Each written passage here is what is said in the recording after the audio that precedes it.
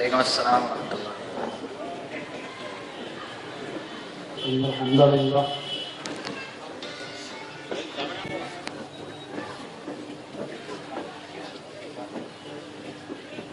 نحمده ونستعينه ونستغفره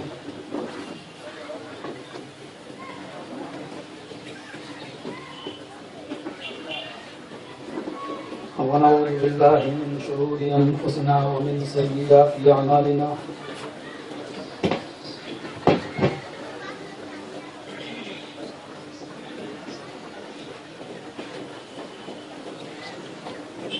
من يهد الله فلا مضل له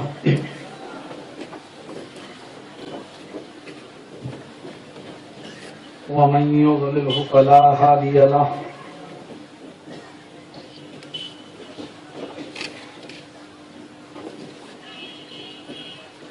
وأشهد أن لا إله إلا الله وحده لا شريك له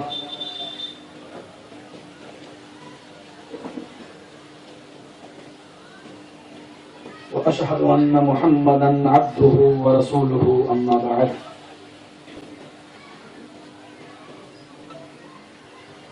فإن خير الحديث كتاب الله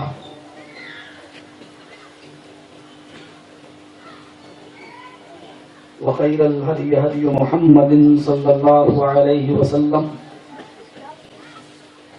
وشر الأمور محدثاتها وكل محدثة بدعة وكل بدعة ضلالة وكل ضلالة في النار.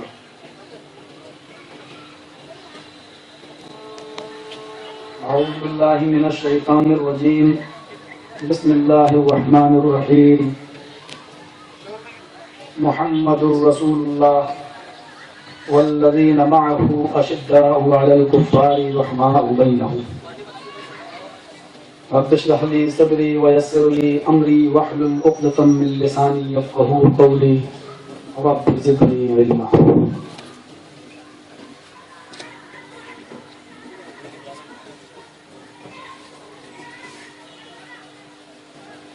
ہر قسم کی تعریف،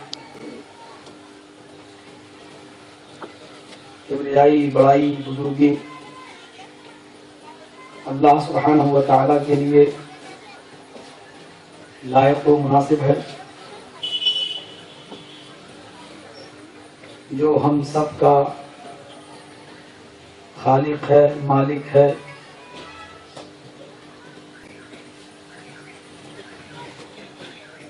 معبود ہے، مسجود ہے،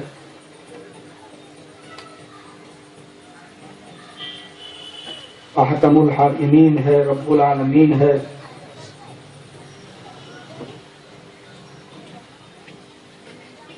اور اسی سے ہماری یہ دعا ہے کہ الہ العالمین آسمان کے ستاروں سے زیادہ، روئے زمین پر جتنے درخت ہیں ان درختوں کے پتوں کی تعداد سے زیادہ، روئے زمین پر جتنا سمندر کا پانی ہے اس کے قطرات سے زیادہ درود و سلام کے بے شمار پھولوں کی بارش فرما آخری نبی جناب محمد رسول اللہ صلی اللہ علیہ وسلم پر اللہم صلی وسلم وبارک علیہ. پرمیشن کتنی دیر تک ملی ہے مجھے اس کا بخوبی علم ہے. آپ کی مصروفیات اور آپ کی ضروریات کا بھی مجھے خیال ہے، اور اس گراؤنڈ میں مجھے جو موضوع دیا گیا ہے مجھے اس موضوع کی نزاکت اور اس موضوع کی وسعت اور اس کی اہمیت کا بھی خیال ہے. وہ موضوع عظمت صحابہ جو حقیقت میں ایک عظیم وسعت رکھتا ہے اپنے اندر، 1 گھنٹے، 1.25 گھنٹے اور 1.5 گھنٹے کی مختصر سی اسپیچ میں اس موضوع کی کما حق وضاحت کم سے کم مجھ جیسا کم علم انسان تو نہیں کر سکتا۔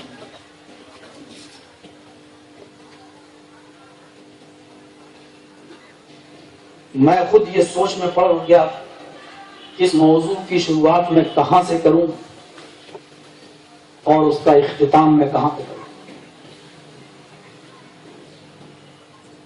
صحابہ کرام کے عظیم ہونے کا جو سبب ہے وہ ان کی سیرت طیبہ کے مطالعے سے ہمارے اور آپ کے سامنے اجاگر ہوگا۔ اور صحابہ کرام کی سیرت طیبہ کا کون سا پہلو آپ کے سامنے رکھا جائے؟ ان کا شوق شہادت، ان کا ایمانی جذبہ،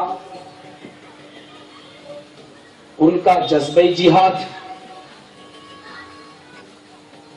ان کا جذبہ عبادت، ان کا جذبہ سخاوت،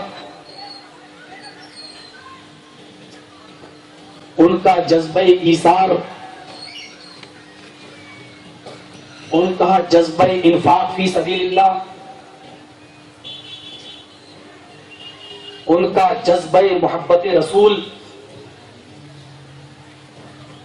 غرض یہ کہ صحابہ کرام کی سیرت مختلف گوشوں پر اور شعبوں پر بٹی ہوئی ہے۔ کون سا شعبہ آپ کے سامنے رکھا جائے؟ ہم دیکھتے ہیں حضرت ابو طلحہ انصاری رضی اللہ تعالی عنہ پر نظر ڈالتے ہیں، بڑھاپے کے عالم میں ہیں، کمر جواب دے چکی ہے، لاٹھی کا سہارا لے کر چلتے ہیں، اور ان کے سامنے قرآن کی آیت آ جاتی ہے، انفروا خفافا وثقالا وجاہدوا باموالکم وانفسکم فی سبیل اللہ، کہ تم ہر حال میں اللہ کے راستے میں نکلو، خفافا وثقالا، تمہاری حالت چاہے سہولت کی ہو یا دشواری کی، تمہاری حالت آسانی کی ہو یا پریشانی کی،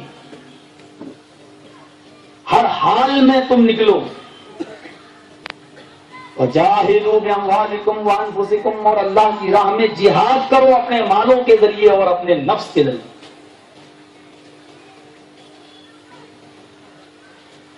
قرآن کریم کی جب یہ آیت ان کے سامنے پڑھی گئی تو اپنے بچوں سے کہنے لگے کہ بچوں، میرے بیٹوں، میرے لیے سامان حرب تیار کرو،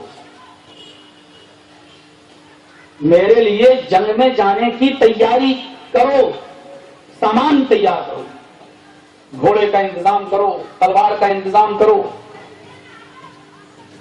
ان کے بچوں نے کہا، ابو جان، ابو جان، آپ اپنی عمر دیکھیے، اور آپ کی عمر اس بات کی اجازت نہیں دیتی کہ اب آپ جنگ میں جائیں۔ کہا، بیٹو، تم ہمیں سمجھا رہے ہو، قرآن کی آیت دیکھو کیا کہہ رہی ہے، ہر حال میں نکلو۔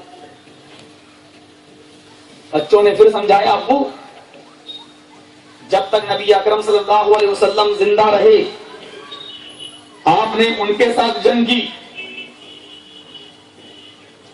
پھر ابو بکر صدیق کا زمانہ آیا، آپ نے ان کے ساتھ بھی جنگوں میں شرکت کی۔ حضرت عمر فاروق کا زمانہ آیا، آپ نے ان کے ساتھ بھی جنگیں کی. اب آپ کی عمر جنگ میں لڑنے کے لائق نہیں ہے. کہنے لگے بچوں اپنا مشورہ اپنی جیب میں رکھو. قرآن کی آیت دیکھو، انفروا خفافا وثقالا، ہر حال میں تمہیں اللہ کے راہ میں نکلنا ہے. تنگی ہو، دشواری ہو، سہولت ہو، آرام ہو، کچھ بھی ہو. اگر میں میدان جنگ میں تلوار نہ چلا سکا تو کم سے کم میری حاضری سے مسلمانوں کی تعداد میں اضافہ تو نظر آئے گا. کم سے کم مسلمانوں کی تعداد میں اضافہ تو، مومنوں کی تعداد میں اضافہ تو نظر آئے گا. میں پہلے یہ ذہن صاف کر دوں کہ میں جہاد کا جو ٹاپک جو بول رہا ہوں اس پر ہمارے میڈیا والے کچھ غلط تاثر نہ لیں کہ میں کسی کو اکسا رہا ہوں. ہمارے ہاں جہاد کی وہی حیثیت ہے اور اسی پوزیشن میں جہاد فرض ہے جو پوزیشن آپ کے یہاں مہابھارت کے یدھ کی. 100 کورو تھے، 5 پانڈو تھے. کورو ظالم تھے، پانڈو رحمدل تھے، اور 5 پانڈو نے 100 کورو کے خلاف جنگ لڑی اور کرشن جی نے 5 پانڈو کا ساتھ دیا اور 5 پانڈو کو وجے پراپت ہوئی، یعنی فتح نصیب ہوا. جس طرح ظلم کے خلاف 5 پانڈو نے ہتھیار نہیں ڈالے، بیٹھے نہیں، بلکہ ان کے خلاف انہوں نے جنگ لڑی، کیونکہ قوموں کی حیات، قوموں کی زندگی جنگوں سے وابستہ ہوا.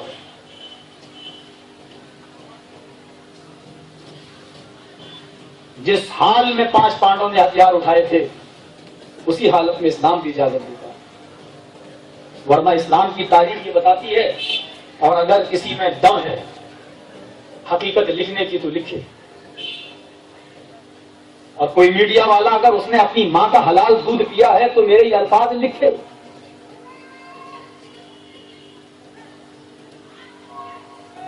کہ محمد رسول اللہ صلی اللہ علیہ وسلم کی پوری زندگی میں جتنی جنگیں ہوئی ہیں، غزوات اور سرایہ دونوں کو جوڑا جائے تو ان کی تعداد ہے 80.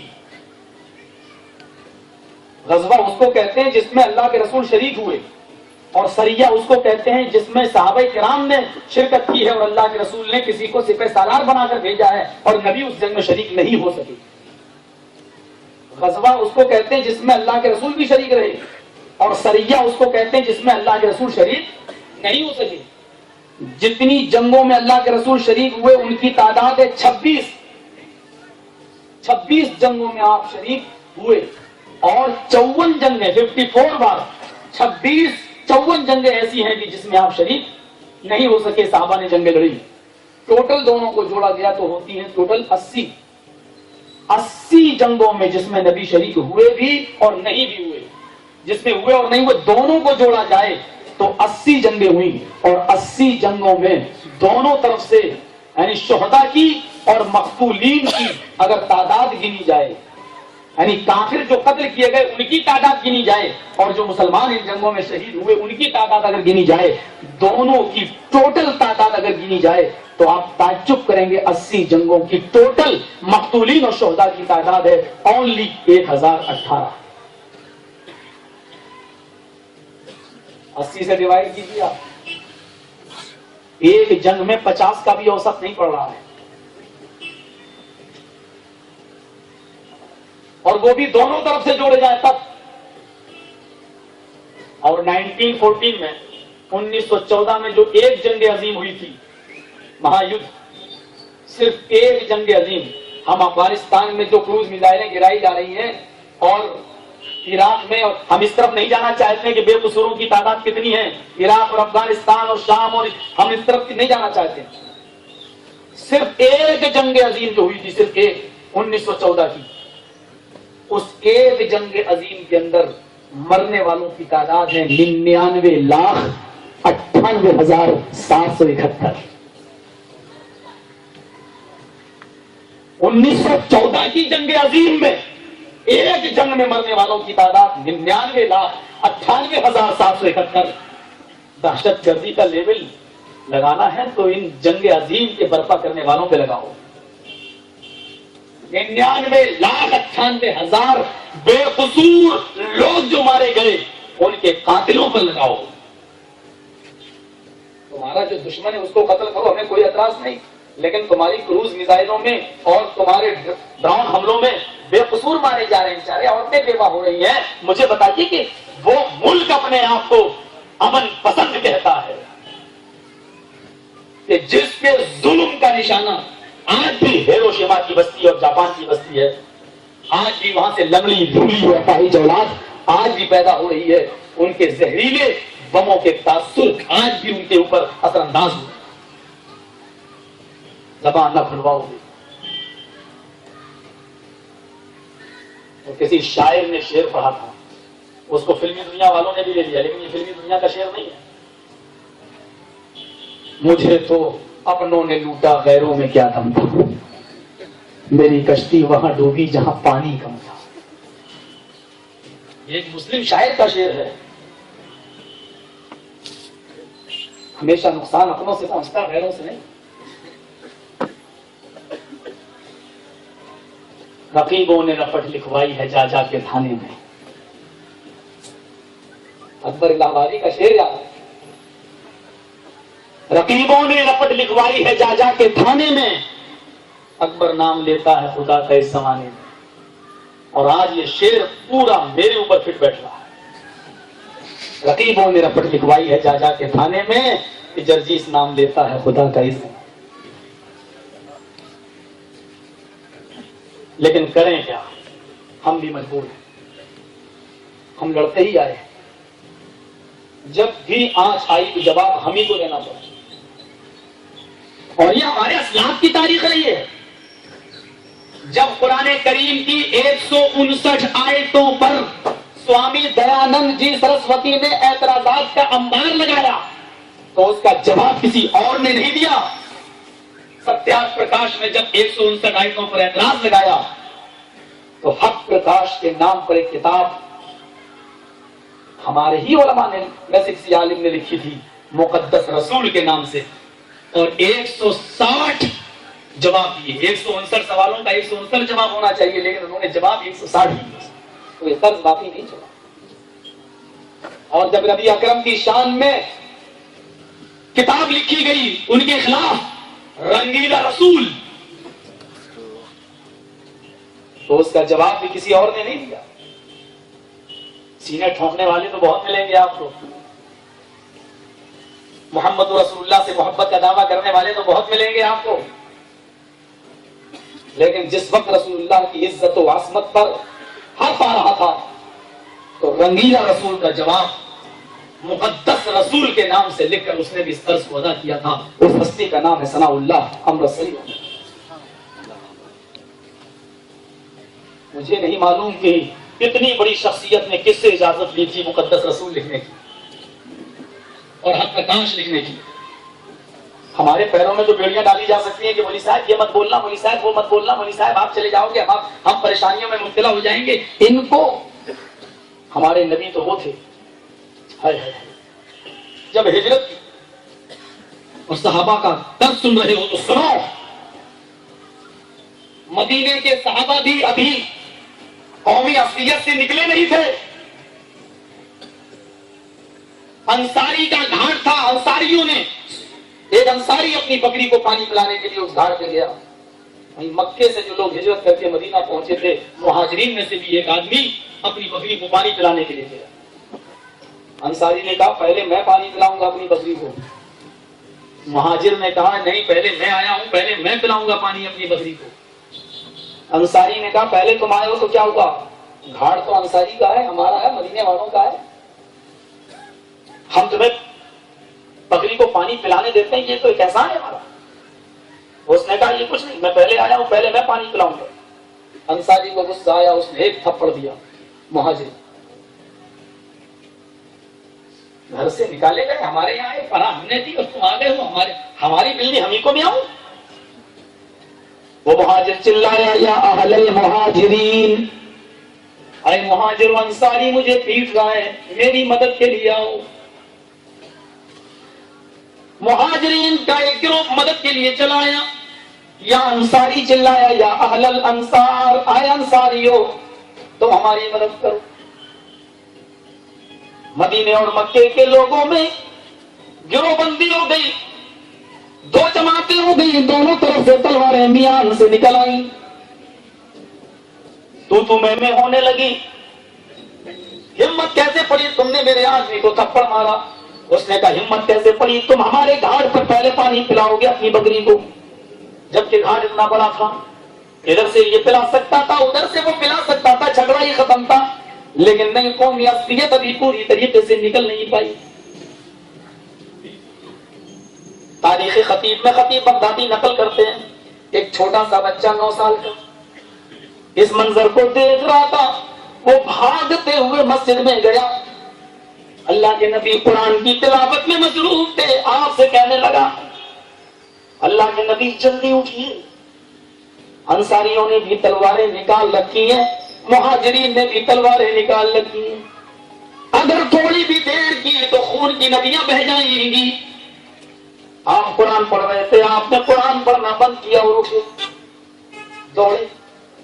میرے نبی نماز کے لیے بھی کبھی اتنی تیز نہیں دوڑے، بلکہ دوڑ کر نماز پڑھ کر آنے کے لیے منع کیا ہے کہ کوئی بھی آدمی دوڑ کر بھاگتے ہوئے نماز پڑھنے نہ آئے، وہ اپنے درمیانی چال سے آئے، جو رکعتیں مل جائیں پڑھ لے، جو چھوٹ جائے وہ بعد میں پوری کر لے۔ لیکن جب یہ سنا کہ تلواریں نکل آئیں تو بھاگتے ہوئے گئے، آپ کی چادر دروازے کے ایک کھوٹے سے ٹکرا گئی اور وہ زمین کے اوپر گر گئی، آپ کی پیٹھ بالکل برہنہ ہو گئی۔ وہ بچہ چادر اٹھاتا ہے، اے اللہ کے نبی یہ چادر لے لو، چادر بھی زمین پر وہ گری کہ جب میرے نبی جس چادر کو اوڑھ لیں تو عرش والا اس چادر کو بھی اتنا مبارک بنا دیتا ہے کہ اس نے پھر یا محمد نہیں کہا، جب میرے نبی نے چادر اوڑھ لی تو عرش والے نے یا ایھا المزمل کہہ کر پکارا۔ وہ چادر جب زمین پر گری تو بچے نے کہا اللہ کے نبی چادر گر گئی، اس کو لے لیجئے۔ فرمایا بیٹے چادر لوں گا دیر ہو جائے گی، اتنی دیر میں کوئی مسلمان بھائی کسی مسلمان کو قتل نہ کر دے۔ آپ ان دونوں کے بیچ میں جاتے ہیں، انصاریوں نے بھی دیکھا کہ پیٹھ ننگی ہے، مہاجرین نے بھی دیکھا پیٹھ ننگی ہے، لیکن دونوں اتاولے ہیں، اے اللہ کے نبی آپ بیچ سے ہٹ جائیے، آج ہم ان کو نہیں چھوڑیں گے۔ وہ کہتے ہیں کہ اللہ کے نبی ہٹ جائیے، میں ان کو آج نہیں چھوڑوں گا، ان کی ہمت کیسے پڑی؟ اللہ کے نبی کہتے ہیں لوگوں تم اپنا غصہ نکال لینا، جتنا چاہو خون بہا لینا، لیکن میری ایک فریاد سنو، میرا فرمان سنو، میں نے بڑی مشکل سے بھائی بھائی بنایا ہے، ہم نے بڑی مشکل سے تمہارے دلوں سے نفرتیں دور کی ہیں، بڑی محنت کر کے ہم نے تمہارے دلوں کو جوڑا ہے، اگر تم واقعی ایک دوسرے کو مارنا ہی چاہتے ہو، ایک دوسرے کی گردنیں اڑانا ہی چاہتے ہو تو سب سے پہلے آئے انصاریو تم تلوار اٹھاؤ، آئے مہاجرو تم تلوار اٹھاؤ، پہلے ایک دوسرے کی گردن پہ تلوار نہ مارے گا، یہ تلوار سب سے پہلے تم محمد رسول اللہ کی گردن پہ مارو۔ میری زندگی میں کوئی کسی کا مرڈر نہیں کر سکتا، ہاں میں قتل کر دو مجھے اور میرے قتل کے بعد تم جس کو چاہو مارو، میری زندگی میں تم کسی کو نہیں مار سکتے۔ انصاریوں نے دیکھا کہ نبی نے اپنے آپ کو پیش کر دیا، ادھر مہاجرین نے تلواریں پھینکی، ادھر انصاریوں نے تلواریں پھینکی، اور دونوں ہی تھوڑی دیر میں آپس میں ایک دوسرے سے گلے مل گئے۔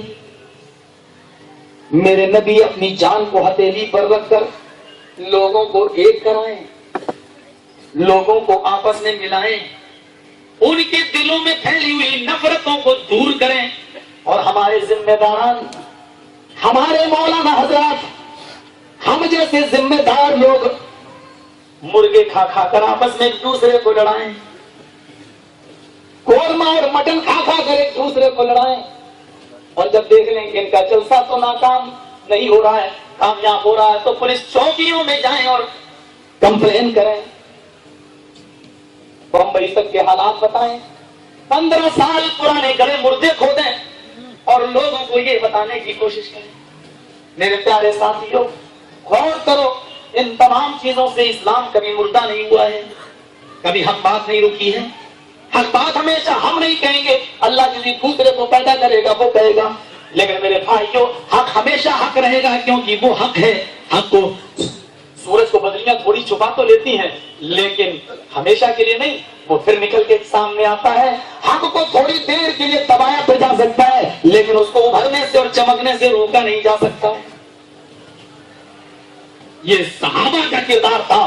نبی نے اپنے آپ کو پیش کیا تو صحابہ آپس میں. ابو طلحہ انصاری کا معاملہ آپ نے سن لیا. سعید ابن مسیب کو دیکھو, ان کی ایک آنکھ زائل ہے.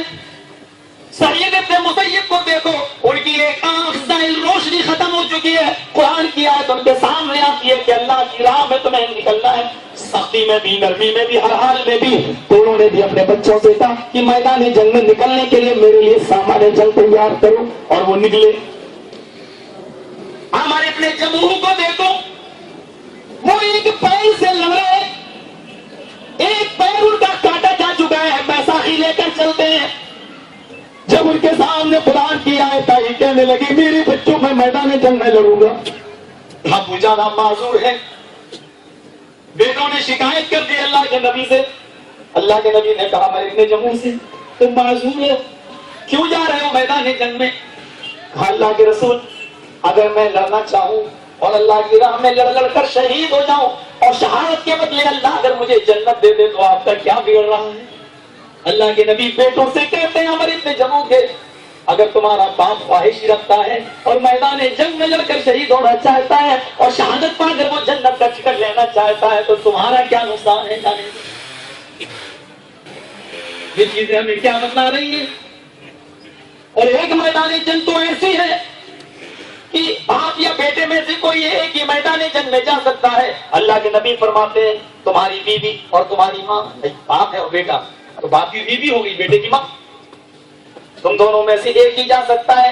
اگر باپ جاتا ہے میدان جنگ میں تو بیٹا اپنی ماں کی خدمت کرے, یا بیٹا میدان جنگ میں جاتا ہے تو شوہر اپنی بیوی کو دے کے, ہم دونوں کو اجازت نہیں دے سکتے ہیں ورنہ اس عورت کا دیکھ ریکھ کرنے والا کون رہے گا؟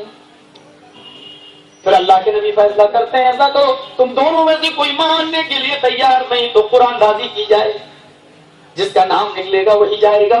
دونوں اس فیصلے پر راضی ہو گئے اور پرچیاں ڈالی گئی, پھینکی گئی زمین پر, اور ان کو نبی اکرم کے مبارک ہاتھوں نے اٹھایا. اللہ کے رسول ایک پرچی کو اٹھاتے ہیں, پرچی میں بیٹے کا نام آتا ہے, میدان جنگ میں بیٹا جائے گا. اللہ کے نبی نے فرمایا بزرگ سے باپ سے, چاہو تم اپنی بیوی کی خدمت کرو. اب باپ نے کہا بیٹے بکریوں کو تم جنگلوں میں چراتے ہو اور جب لوٹ کر واپس آتے ہو تو بکریوں کا دودھ دھو کر تم اپنی بیوی کو اپنے بچوں کو پہلے نہیں بلکہ مجھے پہلے پلاتے ہو. بعد میں تم پیتے ہو, اپنی بیوی بچوں کو بعد میں پلاتے ہو. میں بیمار ہو جاؤں تو تم اپنے اوپر مجھے ترجیح دیتے ہو. ہر معاملے میں تم مجھے اپنے اوپر ترجیح دیتے ہو. بیٹے میدان جنگ میں بھی تم مجھے اپنے اوپر ترجیح دو, مجھے جانے دو. اور بیٹا کہتا ہے ابو جان یہ معاملہ تو جنت کا ہے, جس جنت کی تلاش میں آپ ہیں اور مجھ سے اجازت لینا چاہ رہے ہیں اسی جنت کی تلاش میں تو میں بھی ہوں, اور میں اس جنت میں تو آپ سے پہلے جانا چاہتا ہوں. بیٹے نے کسی بھی قیمت پر اپنے باپ کو اجازت نہیں دی اور بیٹا میدان جنگ میں گیا اور جا کر اللہ کی راہ میں شہید ہو گیا. یہ صحابہ کا جذبہ ایمان تھا. آئیے صحابہ کا ایک اور پہلو دیکھیں, ان کا جذبہ حکمرانی, اور حکمرانی میں ان کا جذبہ عدل و انصاف. اور یہ واقعات ہمارے لیے آئیڈیل ہیں, ہماری سرکار کے لیے بھی آئیڈیل ہیں, ہمارے ذمہ داروں کے لیے بھی آئیڈیل ہیں. آؤ ہم تمہیں انگلی پکڑ کے چلنا سکھاتے ہیں, یہ حکومت کیسے چلائی جائے. سیکھو تم ہم سے سیکھو. صاحب مولوی صاحب تم کہاں جا رہے ہو؟ میں اکیلے نہیں جا رہا ہوں, منا ہزارے کو دیکھ لو. ہندوستان کے اندر ہر انسان کو اپنی بات کہنے کا پورا حق ہے, اور ہندوستان کے قانون نے مجھے یہ حق دیا ہے. میں ہندوستان کے قانون کو سلام کرتا ہوں. میں سعودیہ گیا, میں دبئی گیا, میں پاکستان گیا, میں نے بہت سے ملکوں کا دورہ کیا, مجھے اتنی آزادی کے ساتھ بولنے کا موقع کہیں نہیں ملا جتنی آزادی کے ساتھ مجھے ہندوستان میں. سعودی عرب کے اندر تو پرچی آ جاتی تھی صاحب امریکہ کا نام نہیں آ جائے, اور مجھے بندھے ہوئے الفاظ میں بولنا پڑتا تھا. اور ایک مرتبہ نام آ گیا, عادت بنی ہوئی تھی ہندوستان میں رہ کر, تو مجھے 2000 روپے پینالٹی دینا پڑی, 2000 ریال جرمانہ. جس نے بلایا تھا ہمیں اس نے دیا بیچارے نے, بعد میں کہا مولوی صاحب دیکھو ایسے تو ہم جرمانے بھرتے نہیں اگر آپ ایسا بولیں گے. میں ہندوستان کے قانون کو سلام کہتا ہوں, میڈیا والوں ان کو ملتا. اس معاملے میں آزادی کے معاملے میں جتنی آزادی ہمارے قانون نے ہمیں دی ہے, ہمیں دنیا کے کسی بھی کونے میں اتنی آزادی نہیں دی, اور اسی آزادی کا میں فائدہ اٹھا رہا ہوں. سنو, ایسے حکمراں کی ضرورت ہے. حضرت عمر فاروق رضی اللہ تعالیٰ عنہ کا دور حکومت ہے, اور ان کے پاس ملک شام کا بادشاہ, ملک شام کا گورنر ملنے کے لیے چلا آیا. دیکھیے گا, ملک شام کا گورنر آ گیا. ملک شام کی گورنر نے کیا دیکھا, حضرت عمر فاروق کو اپنے چھوٹے سے بچے کے ساتھ کھیل رہے ہیں, اور اس کو پکڑتے ہیں اور اس کو اپنی گود میں لے کے چومتے ہیں, بوسا لیتے ہیں, اس کر رہے ہیں بوسا. وہ ہنس رہا ہے ملک شام کا گورنر. حضرت عمر فاروق نے اب پورا حال معلوم کیا, ملک شام کا کیا حال ہے, سب کچھ بتایا. تو ہنستے ہوئے کہا کہ امیر المومنین آپ اپنے بچے سے اتنا پیار کرتے ہیں, کہا کیوں؟ کہا میرے بھی کئی بچے ہیں, چھوٹے بچے بھی ہیں, لیکن میں نے تو آج تک اپنے بچوں کو اتنا پیار نہیں کیا. مجھے فرصت ہی کہاں ملتی ہے, دن بھر حکومت, لوگوں کی ضرورت. حضرت عمر فاروق بیٹھے تھے, جب اس نے یہ کہا کہ میں نے تو آج تک اپنے بچے سے اتنا پیار نہیں کیا, تو کھڑے ہو گئے اور اس سے کہا کہ زندگی میں میں نے پہلی مرتبہ کسی غلط انسان کو ملک شام کا گورنر بنا دیا. عہدہ گورنری واپس کر, جو ڈگری گورنری کی تجھے ملی ہے وہ عہدہ واپس کر, تو گورنری کے لائق. اس نے اپنا منصب, اس نے اپنا عہدہ واپس کر دیا, یہ کہتے ہوئے امیر المومنین میرا قصور تو بتائیے. مجھے گورنری کا شوق نہیں ہے, آپ نے مانگی میں نے دے دی, لیکن میرا قصور تو بتائیے. حضرت عمر کہتے ہیں اس سے بڑا تیرا قصور کیا ہو سکتا ہے کہ تو اپنے بچے سے پیار نہیں کرتا, اور جو شخص اپنے بچے سے محبت نہ کرے, اپنے بچے سے پیار نہ کرے, وہ ملک شام کی عوام سے, وہاں کی رعایا سے کیا پیار کرتا ہوگا. اب تیرے اوپر میرا اعتبار نہیں رہا, تیرے اوپر سے میرا یقین اٹھ گیا. جو شخص اپنے بچے سے محبت نہیں کر سکتا ہے, وہ وہاں کی رعایا اور وہاں کی عوام سے کیا محبت کرے گا.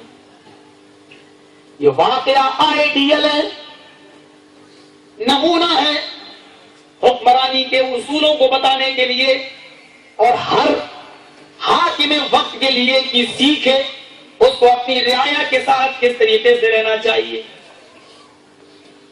حضرت عمر فاروق ایک بار نکلے اور غصے میں تھے, ان کے غلام نے کوئی کام نہیں کیا تھا, اس کا کان پکڑ کر مروڑ دی. اللہ کے نبی نے جب حضرت عمر کو اس حال میں دیکھا تو فرمایا, عمر آج تم اپنے غلام پر جتنی قدرت رکھتے ہو, طاقت رکھتے ہو, تمہارا مالک اس سے کئی زیادہ تمہارے اوپر قدرت رکھتا ہے, تمہارے اوپر طاقت رکھتا ہے. اکیلے میں اس غلام کے پاس آئے اور اپنے غلام سے کہا میرے کان کو بھی تو مروڑ. اس نے کہا آپ میرے آقا ہیں, یہ کیا کر رہے ہیں؟ کہا نہیں تم میرے کان کو مروڑو.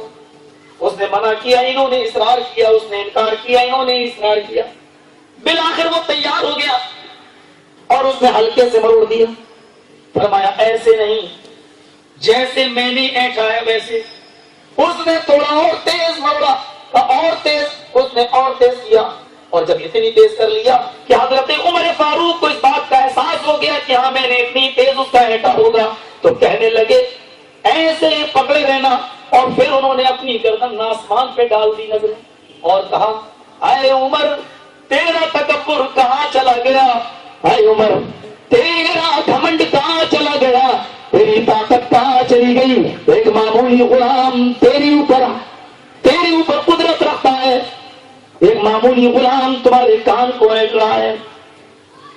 فرمایا آئے اللہ دیکھ میں نے اسی دنیا میں اپنے ظلم کا بدلہ میں نے دے دیا ہے، اے اللہ قیامت کے دن تو مجھ سے انتقام نہ لینا، یہ میرا غلام کہیں مجھ سے انتقام نہ مانگ بیٹھے، میں نے اس کو اسی دنیا میں بدلہ دے دیا۔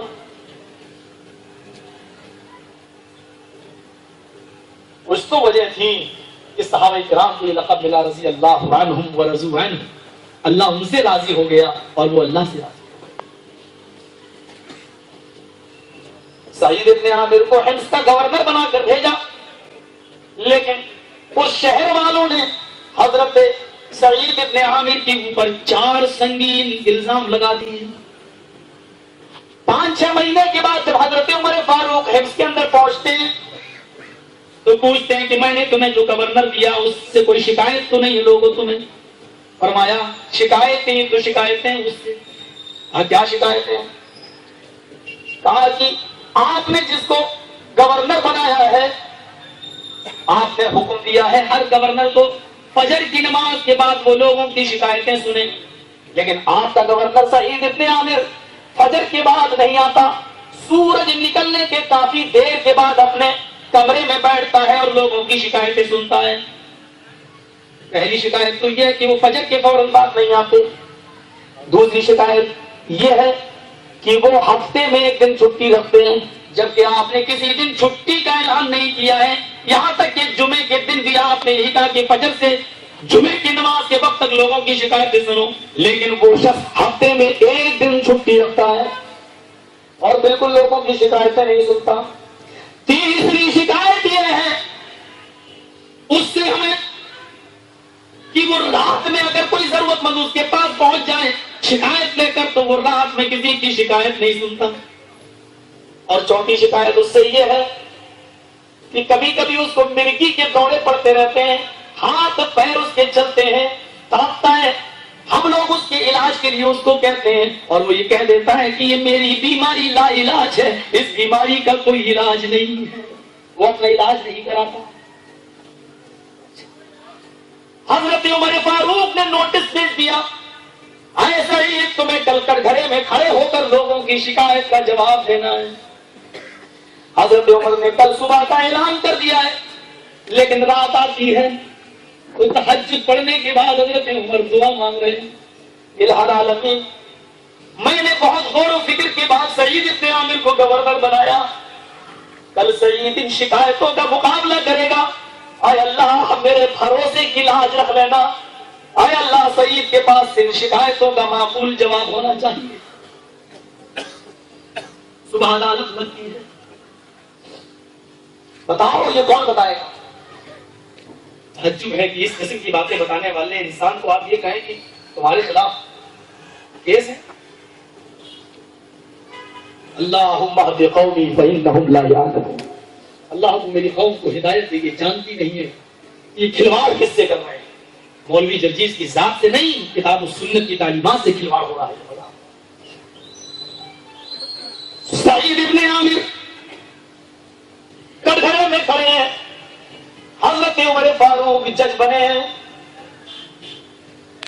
لوگ موجود ہیں، شکایتوں کا انبار لگتا ہے، پہلی شکایت یہ، دوسری شکایت یہ۔ سعید ابن عامر جواب کو پہلی شکایت کا، تم فجر کے بعد لوگوں کی شکایت کیوں نہیں سنتے، سورج نکلنے کے بعد کیوں آتے ہو؟ سعید ابن عامر کہتے ہیں کہ میں بتانا نہیں چاہ رہا تھا کیونکہ یہ معاملہ میرے اور میرے رب کے درمیان راز میں تھا، میں اس کو صرف راز میں رکھنا چاہتا تھا، لیکن اب لوگوں نے الزام لگایا تو اس کی صفائی مجھے دینا پڑے گی۔ امیر المومنین آپ نے صرف مجھے گورنر بنایا ہے، میری خدمت کے لیے آپ نے کوئی غلام مجھے بیت المال سے نہیں دیا ہے، میری بیوی آنکھوں سے اندھی ہے، ہاتھوں سے کوڑی ہے، پیروں سے لنگڑی ہے، فجر کی نماز پڑھنے کے بعد صبح جب میں اپنے گھر جاتا ہوں تو تھوڑی سی میں قرآن کی تلاوت کرتا ہوں اور اس کے بعد میں اپنے ہاتھ سے کھانا بناتا ہوں، سالن تیار کرتا ہوں، روٹی پکاتا ہوں اور پھر میں اپنی بیوی کو کھلاتا ہوں۔ امیر المومنین، مجھے ایسا کرنے میں دیر ہو جاتی ہے اور سورج نکل آتا ہے. میں یہ پورا کام گھر کا نپٹانے کے بعد پھر میں دربار خلافت میں جاتا ہوں، آفس میں بیٹھتا ہوں اور لوگوں کی شکایت سنتا ہوں. میں نے آج تک آپ سے غلام نہیں مانگا ہے اپنے گھر کی خدمت کرنے کے لیے. امیر المومنین کی نظر آسمان پر اٹھی. الحمدللہ رب العالمین، تمام تعریفیں اس اللہ کے لیے ہیں جو جس نے میرے بھروسے کی لاج رکھی. اے سعید ابن عامر، لیکن ابھی جی تم مجرم ہو کیونکہ ابھی 3 سوال تمہاری اوپر اور ہیں. تم ہفتے میں 1 دن چھٹی مناتے ہو، کیوں؟ امیر المومنین، ہماری قوم کے لوگوں سے پوچھو، جو کپڑا میں پہنے ہوئے ہوں اس کپڑے کے علاوہ بھی انہوں نے میرے جسم کے اوپر کوئی دوسرا کپڑا دیکھا؟ لوگوں نے کہا نہیں. امیر المومنین، یہ کپڑا بہت موٹا ہے، میری بیوی ہاتھوں سے کوڑی ہے، آنکھوں سے اندھی ہے، وہ یہ کپڑا نہیں دھو پاتی ہے، اس لیے ہفتے میں 1 دن میں اس کپڑے کو خود اپنے ہاتھوں سے دھوتا ہوں. موٹا ہے اس لیے سوکھنے میں ٹائم لگتا ہے. اس دن کی میں ساری نمازیں اپنے گھر ہی میں پڑھتا ہوں. امیر المومنین، اس لیے میں ہفتے میں 1 دن چھٹی رکھتا ہوں. لیکن میں نے اپنی قوم سے کبھی اس بات کو ظاہر نہیں ہونے دیا ہے کہ میرے پاس کپڑے نہیں ہیں اس لیے میں نہیں آتا ہوں.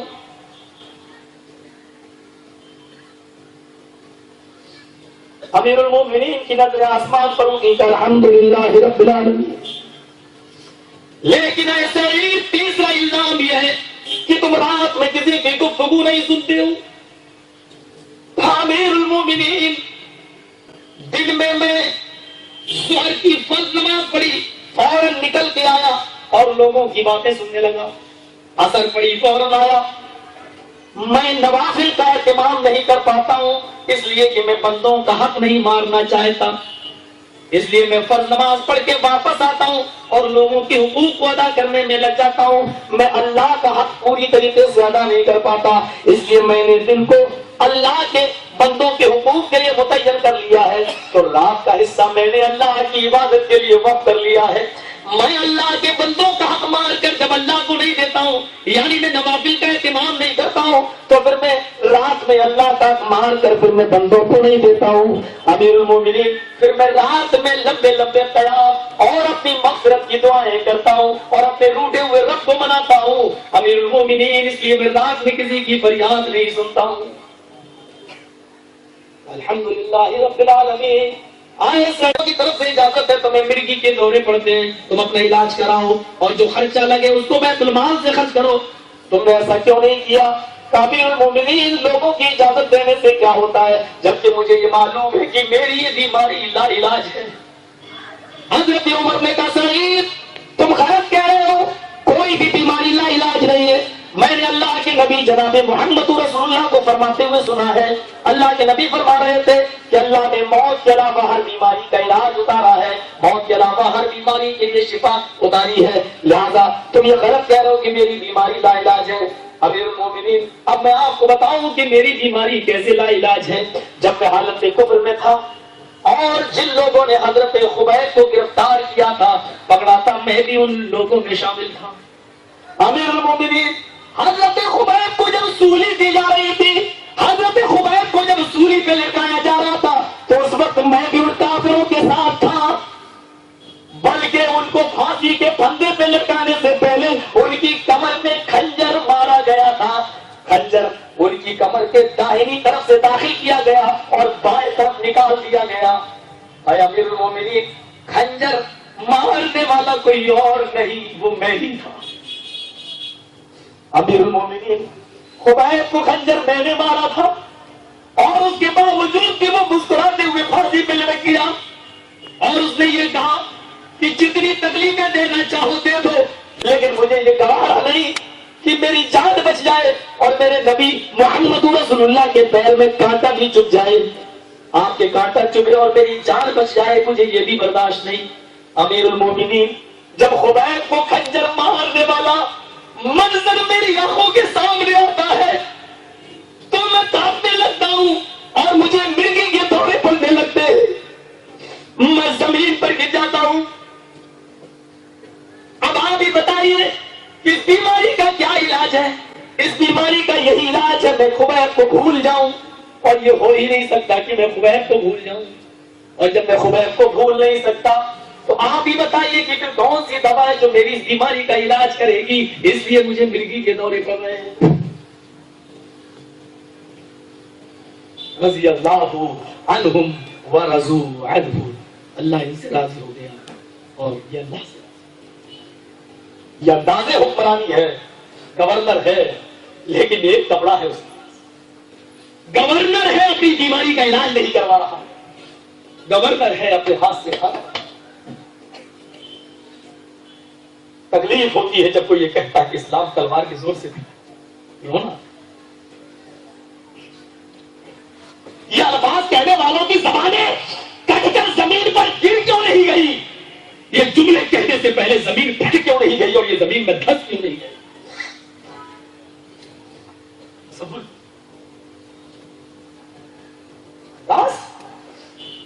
رات میں گشت کر رہے ہیں تو ایسے بن کر رہے ہیں جیسے کوئی ان کو دیکھے تو امیر المومنین نہ سمجھے۔ اور تاریخ خطیب بغدادی میں یہ واقعہ نقل کیا گیا، سنو، ہر مسلک کے لوگ موجود ہیں، کسی پر اٹیک نہیں کرنا ہے مجھے، ہم سب آپس میں میرے بھائیوں ایک کلمے ایک نبی کے ماننے والے، ہمارے گھر کے جھگڑے ہیں، دعا کرو اللہ تعالیٰ ہمیں ان گھر کے جھگڑوں کو گھر میں ہی نکالنے کی توفیق دے۔ افسوس ہوتا ہے ایک جگہ گیا، لوگوں نے مقدمہ دائر کر دیا میرے اوپر بدایوں میں، مولوی صاحب ہماری کو جج صاحب ہماری مسجد میں کچھ لوگ آتے ہیں گنڈے اور زور سے آمین چلاتے ہیں۔ ایسا وہ بیچارہ نہیں جانتا تھا آمین کیا ہوتا ہے، اس نے کہا پکڑ کے لاؤ۔ اب وہ 8-10 آدمی ہی لوگ بیچارے نئے نئے لیڈیز تھے، بیچارے کوئی مسجد نہیں تھی تو وہ لوگ دوسروں کی مسجد میں چلے جاتے تھے نماز پڑھنے۔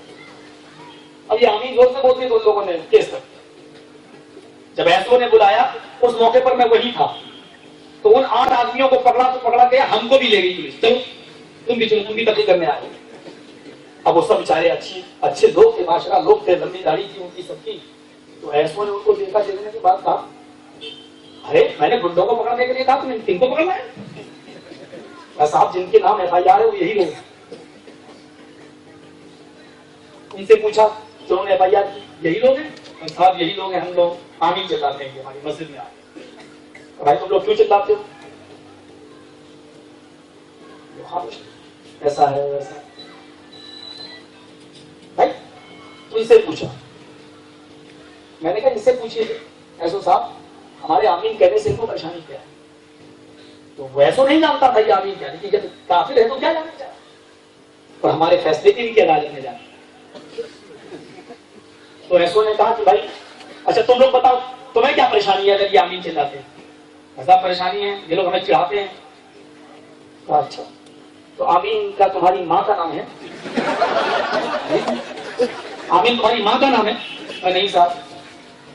تو کہا بہن کا نام یا بیٹی کا نام، کچھ نام کس کا ہے؟ کسی کا نام نہیں۔ میرے ذہن میں خیال ایک بات آئی، میں اٹھا اور میں نے ایسو کے کان میں کہا سر آمین تو یہ بھی بولتے ہیں۔ وہ گیا کیا یہ لوگ بھی بولتے ہیں؟ میں نے کہا ہم سے نہیں پوچھیے، ان سے پوچھیے۔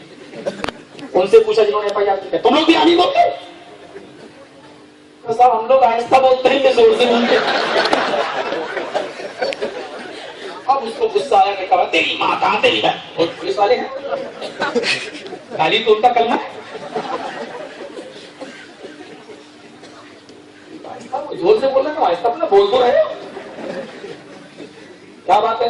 لیکن بھائی ہمارے یہاں زور سے لکھا ہوا ہے حدیث میں، اب تمہارے یہاں زور سے لکھا تم لوگ زور سے بولو، چلو تمہارے آہستہ لے کر تم آہستہ کر لڑائی جھگڑا کیا تو بتاؤ۔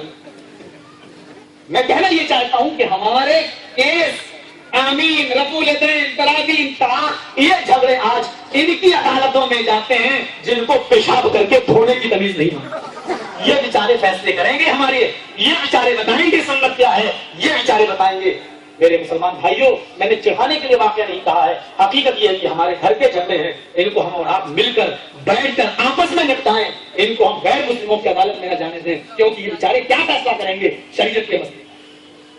اب تم تو یہ کہتے ہو کہ قرآن سب کے سمجھنے کی چیز نہیں، جب قرآن حدیث سب نہیں سمجھ سکتے تو یہ بیچارے کیا سمجھیں گے؟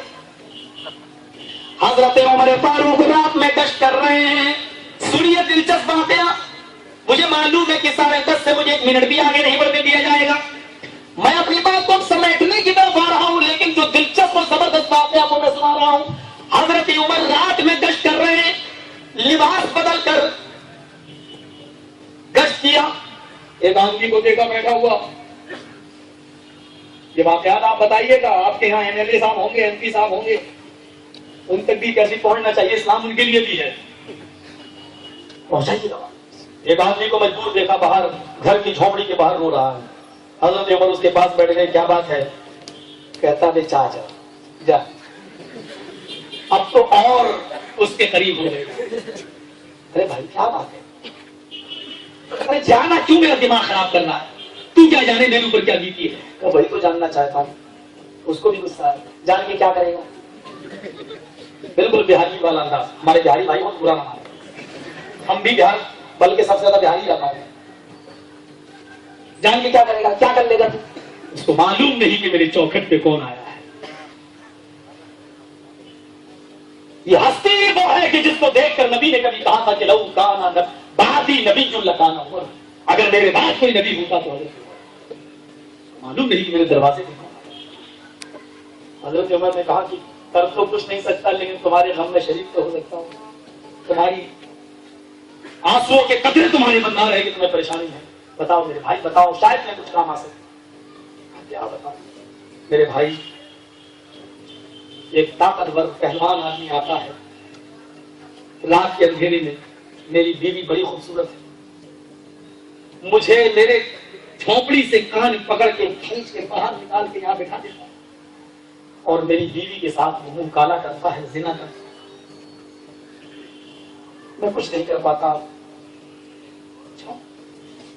ہو جاتا ہے، نہیں ایک دن چھوڑتا ہے،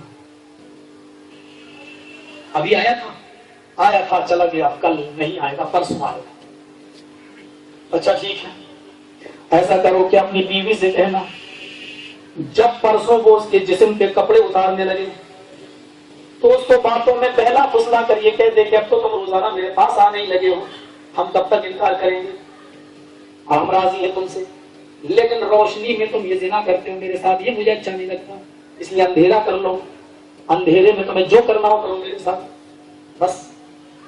اپنی بیوی سے دوسری بات یہ کہنا کہ وہ کھانا بنا کر تیار رکھے، کھانا بنا کر تیار، کھانا ٹھیک، کیا کرو گے کہ بقیہ کام میرا، چلے گئے، اس کو نہیں بتایا کہ میں امیر المومنین، ایک دن چھوڑ دیا، دوسرے دن حضرت عمر فاروق آ گئے اور جھونپڑی کے پیچھے چھپ گئے، وہ آدمی اپنے وقت پر آیا، اس آدمی کو کان پکڑ کے باہر نکالا اور بیوی نے اپنے پلان کے مطابق اس آدمی سے راضی کر لیا، اس نے چراغ بجھا دیا، چراغ جیسے بجھا اور وہ عورت کپڑے اتارنے لگی، ایسے ہی میں حضرت عمر فاروق جھونپڑی کے اندر گھس گئے، وہ سمجھا کہ اس عورت کا شوہر آ گیا، اس نے ڈانٹتے ہوئے کہا بھاگ، مجھے معلوم ہے اتنی جلدی گھسایا تو کمرے میں، نکل یہاں سے۔ حضرت عمر فاروق نے ٹھیک اس کی آواز پر وار کیا، سمجھ لیے کہ آواز کہاں سے آ رہی ہے، فوراً اس آدمی کے اوپر وار کیا، پکڑا اس کو، اس کے لمبے لمبے بال، اب شک ہوا کہ یہ لمبے بال کہیں اس کی بیوی کے تو نہیں ہے، تو کھینچا اس کو، اس نے کہا یہ کیا کر رہا ہے، اب یقین ہو گیا کہ یہ مرد ہی کی آواز ہے، دائیں ہاتھ میں تلوار ان کی پہلے ہی سے نکلی ہوئی تھی، ایک ہی تلوار اس کی گردن پر ایسے ماری کہ اس کی گردن تن سے جدا ہو گئی، تڑپنے لگا۔ حضرت عمر نے کہا میری بہن جلدی سے چراغ جلاؤ، اس نے جلدی سے چراغ جلایا، امیر المومنین نے اس کی شکل دیکھی، آسمان پہ نظر ڈالی، فرمایا الحمدللہ رب العالمین، کہا میری بہن جلدی سے کھانا لگاؤ۔ حضرت عمر نے وہیں اس لاش کے سامنے بیٹھ کر کھانا کھایا، آج میری معاملہ کیا ہے؟ حضرت عمر کہتے ہیں میں جا رہا ہوں، تم یہیں پر ٹھہرو۔ اس نے کہا ارے یہ کہاں جا رہے ہو، لاش یہاں چھوڑ کے؟ حضرت عمر فاروق کے سپاہیوں کو پتہ چل گیا تو خون کے جرم میں مجھے بھی قتل کی سزا دی جائے گی۔ حضرت عمر کہتے ہیں گھبراؤ نہیں، دربار خلافت سے لوگ آئیں گے اور اس ڈیڈ باڈی کو لے جائیں گے، اس کے کفنانے کی تیاری کر دی جائے گی، تمہارا کچھ نہیں ہوگا۔ کہا کہ کون ہے آپ؟ صحیح بتائیے۔ کہا میں تمہارا خادم عمر فاروق ہوں۔ نہیں کہتے تھے وہ لوگ، میں تمہارا خادم ہوں۔ سنا خادم امیر المومنین میرے دروازے پر، آپ ہیں امیر المومنین؟ حاضر تمہارا امیر المومنین ہوں، لیکن میں تو تمہارا میں خادم سمجھتا ہوں اپنے آپ، ڈرو نہیں۔ اس نے کہا امیر المومنین اب 2-3 سوالوں کے جواب دے کے جاؤ۔ چراغ بجھوانے کا حکم آپ نے کیوں دیا تھا؟ اندھیرے میں آپ جھونپڑی کے اندر داخل ہوئے، جب آپ نے بال پکڑ کے کھینچا تلوار چلائی تو اندھیرے میں آپ کا نشانہ خطا بھی کر سکتا تھا، اور مجرم کی جگہ میری بیوی بھی تو قتل ہو سکتی تھی۔ اس لیے چراغ بجھانا تو عقل مندی کی بات نہیں تھی۔ چراغ جلتا ہوتا تو روشنی میں آپ کو زیادہ آسانی ہوتی قتل کرنے میں، آپ نے چراغ بجھانے کا حکم کیوں دیا؟ دوسرا سوال، جب چراغ جلا اور آپ نے اس کی شکل دیکھی تو کسی کے مرنے کے بعد تو انا للہ پڑھا جاتا ہے، لیکن آپ نے الحمدللہ رب العالمین کیوں پڑھا؟ تیسرا سوال یہ ہے کہ آپ نے کھانا بنانے کے لیے کیوں کہا؟ حضرت عمر کہتے ہیں تیسرے سوال کا جواب یہ ہے کہ جس دن تو نے مجھے اپنی پریشانی بتائی اسی دن میں نے یہ کہا الہ العالمین تو نے مجھے لوگوں کا امیر بنایا ہے، اور میرے دربار خلافت میں میری دور حکومت میں ایک آدمی کی بیوی کی عزت لوٹی جا رہی ہے، اور عمر تو چین سے کھانا کھا رہا ہے، تو چین سے پانی پی رہا ہے، تیری عزت و جلال کی قدم میں اس وقت تک کھانے کا لقمہ اپنے حلق کے نیچے نہیں اتاروں گا جب تک کہ اس آدمی کے خون سے اپنی تلوار کو لال نہیں کر لوں گا۔ میں اس دن سے بھوکا ہوں، یعنی پرسوں سے بھوکا ہوں، اس لیے میں نے کہا تھا کہ کھانا بنا کر تیار رکھنا، اس لیے میں نے پیٹ بھر کے کھانا کھایا۔ چراغ بجھانے کے لیے میں نے اس لیے کہا تھا کیونکہ جب تو نے یہ بات بتائی تو اسی دن مجھے یہ ڈر ہوا، اے عمر اتنی ہمت کس کی ہے جو میری خلافت میں ہے، میری حکومت میں ایک آدمی کی خوبصورت بیوی سے زنا کر رہا ہے؟ اتنا ہمت والا کام کوئی ہمت والے باپ کا بیٹا ہی کر سکتا ہے۔ مجھے شک ہوا کہ کہیں ایسا کام کرنے میں میرا کوئی رشتہ دار یا میرا اپنا بیٹا تو شامل نہیں ہے۔ چراغ بجھانے کے لیے اس لیے کہا اگر چراغ جل رہا ہوتا میں گھر کے اندر گھستا، جھونپڑی میں گھستا، روشنی میں چہرہ نظر آتا، اگر وہ میرے بیٹے کا یا میرے کسی رشتہ دار کا چہرہ ہوتا تو شاید اس کی محبت میرے دل میں جوش مار جاتی اور میں معاملے کو رفع دفع کرنے کے لیے تجھے اکساتا، کچھ لے دے کے معاملہ ختم کرنے کے لیے پیش قدمی کرتا۔ اس لیے میں نے تمہیں کہا تھا تمہاری بیوی کو چراغ بجھا دینا تاکہ اپنا یا خیر کا فرق بھی مٹ جائے۔ میں نے جب بال پکڑ کے اس کو کھینچا اس وقت تک میرے دل میں یہی تھا امیر المومنین یہ تیرا بیٹا ہو سکتا ہے، یہ تیرا رشتہ دار ہو سکتا ہے۔ میں نے تلوار اس کی گردن میں چلائی، اس وقت بھی مجھے یہی خیال تھا کہ میرا کوئی رشتہ دار ہی مرا ہوگا، میرا بیٹا ہی قتل ہوا ہوگا۔ جب چراغ جلا اور روشنی ہوئی تو میں نے دیکھا کہ اس میں میرا کوئی رشتہ دار شامل نہیں ہے، یہ گردن میرے بیٹے کی نہیں ہے، میرے کسی رشتہ دار کی نہیں ہے۔ اس پر میں نے اللہ کا شکر ادا کیا، الحمدللہ رب العالمین، تمام تعریفیں اس اللہ کے لیے ہیں۔ اس طریقے سے مدد کی جاتی تھی، اور تب اللہ نے کہا ہے رضی اللہ عنہم ورضوا عنہ، اللہ ان سے راضی ہو گیا اور یہ اللہ سے راضی ہو گیا۔ جذبات کے ہوتے یہ انداز حکمرانی تھا، انداز حکمرانی۔ میرے بھائیوں کئی دن سے میں پروگرام کر رہا ہوں، آج میرا آخری پروگرام ہے, 15 منٹ ابھی مجھے اور بولنا ہے, آپ سے خطاب کرنا ہے, ایک اور زبردست بات ہے آپ کے سامنے رکھنا ہے اسی انداز قرآنی کا. لیکن اس سے پہلے کہ میں بتا دوں کہ میں کئی دن سے اس علاقے میں ہوں, آپ کے نظام آباد اور ادھر ادھر. میرے علاقے میں ایک مسجد بھی زیر تعمیر ہے. میں کبھی چندہ وندہ کرتا نہیں ہوں, نہ میں ساتھی ہوں, لیکن میں جامعے کا امیر ہوں اپنی ضلع جمعیت اہل حدیث کا, اور پوری مغربی یوپی کا نائب امیر ہوں. اس لیے ذمہ داری انہوں نے میرے کاندھوں پہ ڈال دی. 40 لاکھ روپے کا خرچہ ہے, 20 لاکھ روپے ایک جگہ سے پاس ہو گیا, اب صرف 20 لاکھ روپے کا بوجھ ہے. میرے کچھ ساتھی ابھی آپ کے درمیان جائیں گے چادر لے کر. آپ لوگوں سے میں یہ تو نہیں کہہ رہا ہوں کہ 20 لاکھ پورا کر دیجیے, لیکن جو آدمی جتنا بڑھ چڑھ کر حصہ لینا چاہے وہ لے لے.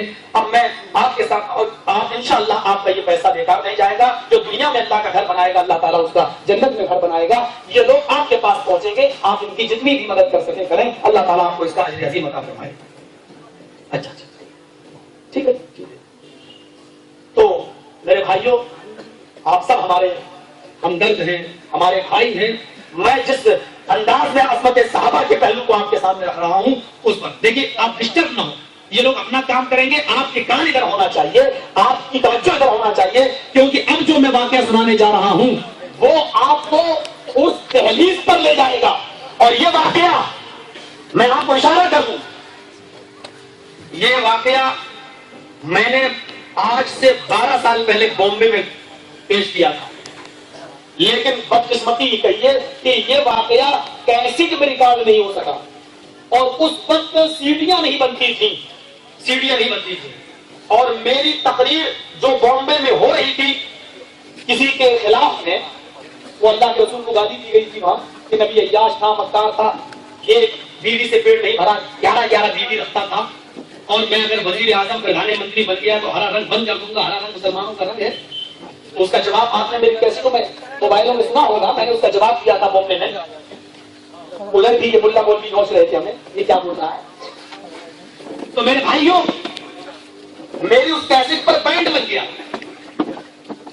میں نے بھی کمپرومائز اس شرط پہ کر لیا کہ آج کے بعد تم اسلام کے خلاف نہیں بولو گے, محمد رسول اللہ کے خلاف نہیں بولو گے, تو میں بھی تمہارے خلاف نہیں بولوں گا. آپ کتنا ہی سعودی عرب کے خلاف بولو, مجھے کوئی مطلب نہیں. میں نے اس منسٹر سے کہا, منتری سے کہا, اس وقت تو وہ بہت بڑا تھا, اب تو خیر بٹوارا ہو گیا, بھتیجے اور بیٹے میں آپس میں, اب تو وہ بوڑھا سے زخمی ہو گیا. تو اس وقت کی میں بات بتا رہا ہوں. میں نے اس وقت کہا تم پاکستان کے خلاف بولو, لات گالی دو, مجھے کوئی مطلب نہیں. سعودی عرب کی تمہارا سیاسی معاملہ ہے, لیکن دین کا معاملہ اور رسول کا معاملہ ہماری ذات سے جڑا ہے, ہمارے ایمان سے جڑا ہے. اگر اسلام پہ آنچ آئی, قرآن پہ آنچ آئی, اور محمد رسول اللہ کو اگر یہ جملے کہے گئے تو پھر میں نہیں جاؤں. تو کمپرومائز یہ ہوا کہ آج کے بعد میں اسلام کے خلاف نہیں بولوں گا اور تم میرے خلاف نہیں بولنا. آپ کے یہاں کیا بھیڑ ہوگی یہ بارکس کے میدان میں. جب میں بامبے جاتا ہوں, ابھی بھی ہر 2-3 مہینے پروگرام ہوتا ہے, تو جتنے سننے والے ہوتے ہیں اس سے 3 گنا زیادہ پولیس پرشاسن ہوتا ہے. ارے وہی مولوی آ رہا ہے جو اس کے خلاف بولا تھا. یہ ہے, اور سیکورٹی لگا دی جاتی ہے بڑی سخت, اور اسپیشل CID آتی ہے, اسپیشل. ہمیں لوگ یہاں ڈرانے کی کوشش ہے. جتنا کمپلین کرو گے میرے خلاف اتنا ہی زیادہ ہوں گا. انشاءاللہ تم کر کے دیکھو, تم آزما کے دیکھو. باطل سے دبنے والے اے آسمان نہیں ہے ہم, سوار کر چکا ہے تو انتہا. تم کر کے تو دیکھو. پرشاسن والے بھی تو ہمارے بھائی بیچارے, ان کی بھی ذمہ داری بنتی ہے. تم کر کے تو دیکھو. ہم ان کو ان کے فیض منتر سنا کر ان کو ہی مجبور کر دیں گے, یہ خود کہہ دیں گے کہاں بولوا. ہمارے پاس تو ہر ہنر ہے, ہر ہنر. اور جب ہم اس سے کہہ سکتے ہیں جس نے ہم سے کہا تھا وہی مسٹر نے, گائے تم ماں کیوں نہیں کہتے ہو, تو ہم نے کہا ہم کل سے کہنا شروع کر دیں گے, لیکن یہ بتاؤ تم کیوں نہیں کہتے ہو, تم کیوں کہتے ہو. اس نے کہا ہم اس لیے کہتے ہیں کیونکہ وہ پوتر اور شدھ دودھ دیتی ہے. ہم نے کہا کتنا دودھ دیتی ہے. ایک گائے 8 کلو 10 کلو کم سے کم ایک گائے. ہم نے کہا گائے جب 8 کلو دودھ دیتی ہے تو اس کو تم ماں کہتے ہو. میرے گھر میں ایک بھینس بندی ہوئی ہے, وہ 16 کلو دودھ دیتی ہے, اس کو رانی کیوں نہیں کہتے. ڈبل دودھ دے گی تو اما کی اما ہوئی.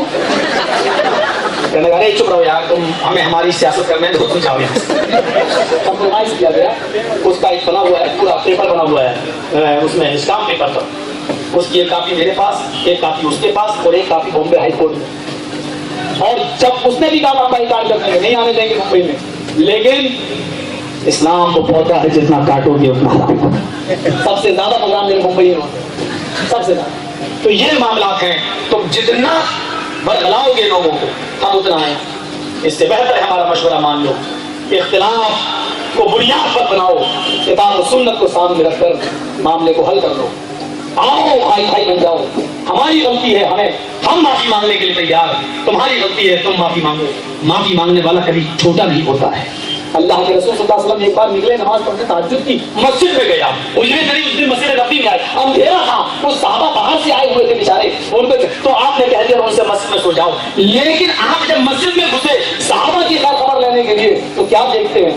اندھیرا تھا، اچانک آپ کی ٹھوکر ایک صحابی کے پیر سے لگ گئی تو صحابی سمجھے پتہ نہیں کون ہے، وہ کوئی کی نیند خراب ہو گئی ہو، بڑی پیاری نیند ہے. کبھی کبھی جب نیند بڑی پیاری ہو ساتھی سو رہا ہو تو پھر کچھ نہیں دکھ رہا ہے، سب پودا دیتا ہے. تو یہی معاملہ تھا، بڑی پیاری نیند میں وہ سو رہے تھے اور اللہ کے رسول کے پیر کی ٹھوکروں سے لگ گئی تو انہوں نے اپنی زبان سے کہہ دیا اللہ تعالیٰ یہاں اندھیر دکھتا نہیں. تو ہم لوگ کہتے ہیں اندھا ہو گیا، موٹر سائیکل چلا رہے کوئی سائڈ سے مارے، اندھے ہو گئے چلا رہے دکھتا نہیں، اور بہار ہو تو موٹر سائیکل ٹوٹ جائے. تو یہ معاملہ ابھی اندھیر دکھتا نہیں. تو اللہ کے رسول سے کہا اس نے اللہ تعالیٰ یہاں اندھیر دکھتا نہیں. اللہ کے نبی صلی اللہ علیہ وسلم فرماتے ہیں میرے بھائی اندھا تو نہیں ہو لیکن اندھیرے کی وجہ سے دیکھا، غلطی ہو گئی ہے، مجھے معاف کرو. کون کہہ رہا ہے معاف کرو؟ محمد مجھے معاف کر دو. اس نے سنا یہ تو اللہ کے نبی ہے، اٹھ کے بیٹھ گئے. رسول اللہ میرے ماں باپ آپ پر قربان. اللہ کے رسول یہ کیا ہوا، میری تو عادت بتا دوں، مجھے معاف کر دیجیے. آپ نے کہا غلطی مجھ سے ہوئی، میں ٹکرایا تو معاف کرو. اس نے کہا نہیں میں نے اندھا کہا، آپ مجھے معاف کرو. اب یہ جذبات چلنے لگے، معاف دونوں طرف سے یہ چیمیں گوئیاں، نہیں تم، وہ کہتا نہیں آپ، وہ کہتا نہیں آپ، نہیں آپ. فجر کی نماز کا وقت آ گیا، آپ نے فجر کی نماز پڑھانے کے بعد لوگوں کے سامنے یہ مسئلہ رکھ دیا. لوگوں تم ہی بتاؤ گے اس میں کس کی غلطی ہے؟ میں اس سے معافی مانگ رہا ہوں، یہ معاف کرنے کے لیے تیار نہیں، اور یہ مجھ سے کہہ رہا ہے کہ آپ مجھے معاف کر دیجیے. بتائیے میں اس سے ٹکرایا ہوں اور یہ کہہ رہا ہے کہ غلطی مجھ سے ہوئی ہے، میں نے اندھا تھا. صحابہ کہتے ہیں اے اللہ کے نبی، اللہ نے تو آپ ہی کو حکم اور جج بنا کے بھیجا ہے، ہم کیا فیصلہ کر سکتے ہیں آپ کے ہوتے ہوئے. آپ نے کہا اچھا میں ہی فیصلہ کروں. کہا ہاں. آئے وہ شخص جس سے میں ٹکرایا میں فیصلہ کروں، مانو گے؟ اس نے کہا بالکل، آپ کو تو اللہ نے حکم بنایا، فیصلہ بنایا، میں آپ کا فیصلہ ماننے کے لیے تیار ہوں، لیکن یہ کہو گے کہ مجھے معاف کر دو تو میں نہیں مانوں کیونکہ غلطی مجھ سے ہوئی. اللہ کے نبی فرماتے ہیں اچھا میرا فیصلہ کرو، میں تم سے ٹکرایا، یہ میری غلطی، تم نے مجھے اندھا کہا، یہ تمہاری غلطی. چلو ایک کام کرتے ہیں، میں تمہیں معاف کر دیتا ہوں، تم مجھے معاف کر. دنیا نے آج تک ایسا جج ہی پیدا نہیں کیا جیسا جج اللہ نے اپنے نبی جناب محمد رسول اللہ صلی اللہ علیہ وسلم. اس لیے میں کہتا ہوں کہ دنیا کا سب سے بڑا جج اگر کوئی ہے تو محمد رسول اللہ. آؤ اپنے فیصلے محمد رسول اللہ کی عدالت میں دیکھیں. ارے معاملہ ہی غلط ہو رہا ہے. رسول کا فیصلہ جانے کے بعد ہم نے نہ کرنے، اپنے بزرگوں کو دیکھو کیا کہا، فلاں نے کیا کہا، فلاں نے کیا کہا. ارے سپریم کورٹ کے فیصلے کو ہائی کورٹ میں لے جاتے ہو، شرم نہیں آتی؟ سپریم کورٹ سے کوئی فیصلہ ہو جائے تو اس کو ہائی کورٹ میں چیلنج نہیں کیا جا سکتا. ہائی کورٹ کے فیصلے کو سپریم کورٹ میں چیلنج کیا جا سکتا ہے. ہمارے یو پی کی ہائی کورٹ نے فیصلہ کر دیا نا، بابری مسجد 3 حصوں میں بانٹ دو، ایک مجھے کھانے کو دے دو، ایک حصہ ہندو پریشد کو دے دو اور ایک حصہ مسلمانوں کو دے. اب ہائی کورٹ کے اس فیصلے کو مسلمانوں نے چیلنج کیا سپریم کورٹ. ہائی کورٹ کے فیصلے کو سپریم کورٹ میں چیلنج کیا جا سکتا ہے، سپریم کورٹ کے فیصلے کو ہائی کورٹ میں چیلنج. اب اجمل قصاب کو پھانسی کی سزا سپریم کورٹ سے ہو گئی، اب وہ پھر بمبئی ہائی کورٹ میں کہتے نہیں انصاف ہماری غور کیا جائے. تو دنیا کہے گی بیوقوف آدمی سپریم کورٹ کے فیصلے کو ہائی کورٹ میں لایا. یہ کہاں کی عقل مندی اور کہاں کا انصاف ہے؟ تو مولوی جدید سے کیا کہا ہے، فلاں نے کیا کہا ہے، فلاں نے کیا، یہ بات تو نبی کی عدالت میں لے کر جائی جا سکتی ہے، لیکن نبی کی عدالت سے آ جانے والے فیصلے کو پھر بزرگوں کی اور ملا مولویوں کی عدالت میں نہیں لایا جا سکتا ہے. اور جو نبی کے فیصلے کو بزرگوں کی عدالت میں لائے سمجھ لے کہ وہ بزرگوں کو نبی سے بڑا سمجھتا ہے. حضرت عمر فاروق کی زندگی کا ایک وقت بھی آیا حکمرانوں کے لیے، یہ بھی عملی عبرت واقعہ ہے، عبرت کے لائق واقعہ ہے. رات میں وہ بھی گشت کر رہے اور چکر لگاتے تھے. ایک حضرت طفیل نے ان سے کہا یہ واقعہ میں نے بمبئی کی سرزمین پہ سنایا ہے اور اس واقعے کے بعد میرے بھائیو آپ بھی جاؤ ہم بھی جائیں. میرے بھائی اس واقعے کو تھوڑی سی تفصیل سے میں بیان کروں گا. اور ہمارے اگر پرشاسن والے وہاں موجود ہیں تو ہم ان سے بڑی معذرت اور بڑے ہی क्षमा کے ساتھ میں یہ کہوں گا ان سے کہ بس اس قصے اور کہانی کے بعد میں اپنی بات کو ختم کر دوں گا. یہ واقعہ ذرا دلچسپ بھی ہے اور عبرتناک بھی ہے اور خاص طور پر انداز حکمرانی بتلا رہا ہے. ایک بار طفیل دوسی نے کہا امیر المومنین حضرت عمر تم رات میں کہاں جاتے ہو, کچھ مجھے بھی تو بتاؤ. یہ میرے راز کی بات ہے تو میں نہیں بتا سکتا. تو ایک دن حضرت طفیل نے چھپ کر جاسوسی کی کہ دیکھیں حضرت عمر جاتے کہاں ہیں. اچانک ایک دن چھپ گئے گرفت کیا گئے. حضرت عمر کافی رات میں نکلے اور نکلنے کے بعد سیدھے جنگل کی طرف گئے. حضرت طفیل ان کے پیچھے پیچھے جانے لگے اور درخت میں چھپ جاتے تھے, پھر دیکھتے تھے جا رہے, پھر نکلے, پھر چھپ گئے, پھر جنگل میں پہنچ گئے. حضرت عمر نے دائیں بائیں دیکھا, اندھیرے کی وجہ سے حضرت عمر کو طفیل دوسی نہیں دکھائی دی. حضرت عمر نے بیابان جنگل میں قدم رکھا, ایک جھونپڑی نظر آئی. اسی جھونپڑی کے اندر حضرت عمر گھس گئے. حضرت طفیل کہتے مجھے شک ہوا کہ جھونپڑی میں کیوں گھس گئے. وہ جھونپڑی کے قریب جاتے ہیں تو باہر سے روشنی ان کو نظر آئی, چراغ جل رہا تھا, کوئی چراغ. بیٹھ گئے جب تک عمر نکلیں گے نہیں اور میں جھونپڑی میں جاؤں گا نہیں, جب تک دیکھ نہیں لوں گا جھونپڑی میں کیا, تب تک دل کو اطمینان نہیں ملے گا. طرح طرح کے خیالات دل میں آ رہے ہیں. کافی دیر کے بعد حضرت عمر نکلے اور سیدھے اپنے دربار خلافت چلے گئے اور تہجد کی نماز پڑھنے میں مصروف ہو گئے. جیسے ہی نکل کے غائب ہوئے ویسے حضرت طفیل جھونپڑی کے اندر گھس کے کیا دیکھتے ہیں کہ اس جھونپڑی میں ایک چٹائی کے اوپر ایک بوڑھی نابینا اندھی ہاتھوں اور پیروں سے کوڑھی عورت بیٹھی ہوئی ہے. ہاتھوں سے کوڑی ہے, پیروں سے لنگڑی ہے, دانت منہ میں نہیں ہے اور آنکھوں سے اندھی ہے, اٹھنے کے لائق نہیں. ہکلاتے ہوئے بولتی ہے. حضرت طفیل نے کہا ماں یہ شخص تمہارے پاس آیا تھا یہ کون تھا؟ کہا کون ہے جو تم ماں کہہ رہے ہو؟ ابھی جو آیا تھا وہ بھی مجھ سے ماں ہی کہتا ہے, آواز بدلی ہوئی لگ رہی ہے. تم وہ تو نہیں ہو جو ابھی آئے تھے. کہا میں وہ نہیں ہوں, میں ایک تاجر آدمی ہوں. میں یہاں سے گزر رہا تھا, میں نے ایک آدمی کو نکلتے ہوئے دیکھا ہے. میں جاننا چاہتا ہوں کہ یہ آدمی کون ہے, یہاں کیوں آتا ہے اور تم سے اس کا کیا رشتہ ہے. کہا تم نے مجھے ماں کہا ہے تو تم بھی میرے بیٹے ہو. وہ آدمی یہاں میرے پاس 4 سال سے کنٹینیو آ رہا ہے, 4 سال سے برابر آ رہا ہے اور اسی وقت آ رہا ہے. میں نے اس سے بہت نام پوچھا لیکن اس نے مجھے آج تک اپنا نام نہیں بتایا. اور یہ کہتا ہے کہ میں تیرا بیٹا ہوں. کیا کرتا ہے؟ ہاں وہ یہاں کیا کرتا ہے بیٹے؟ میں اسی چٹائی کے اوپر لیٹرین کر لیتی ہوں, گندگی کر لیتی ہوں کیونکہ میرے پیروں میں طاقت نہیں ہے, میں چلنے کی طاقت نہیں رکھتی. میں ہاتھوں سے کوڑی ہوں, میں اپنی گندگی صاف بھی نہیں کر پاتی ہوں. یہ شخص میرے پاس آتا ہے, سب سے پہلے میری بلاغت اور میری گندگی کو اپنے ہاتھوں سے صاف کرتا ہے, پھر مجھے بھی طہارت دیتا ہے, پھر میرے پاس یہی بیٹھ کر وہ چولہا جلاتا ہے, کھانا بناتا ہے. میں دانت نہیں ہے میرے منہ میں, اس لیے سب سے پہلے وہ کھانے کو اپنے دانتوں سے چباتا ہے, نرم کرتا ہے اور اس کے بعد میں وہ لقمہ پھر وہ میرے منہ میں ڈالتا ہے. جب تک میرا پیٹ نہیں بھر جاتا ہے اور میں خوش نہیں ہو جاتی ہوں اور میری زبان سے اس کے لیے تو آیا جملے نہیں نکل جاتے ہیں, تب تک وہ یہاں سے جانے کا نام نہیں لیتا ہے. یہ کام وہ 4 سال سے میرے لیے کر رہا ہے. حضرت طفیل یہ سنتے ہیں, آنکھوں میں آنسو نکل آتے ہیں, آسمان پہ نظریں ڈال کر یہ جملے ان کی زبان سے نکلتے ہیں. آئے عمر, آئے امیر المومنین, واقعی تم نیکیوں میں بہت آگے نکل گئے, تم اجر و ثواب میں بہت آگے بڑھ گئے, تم نیکیوں میں بہت آگے نکل گئے.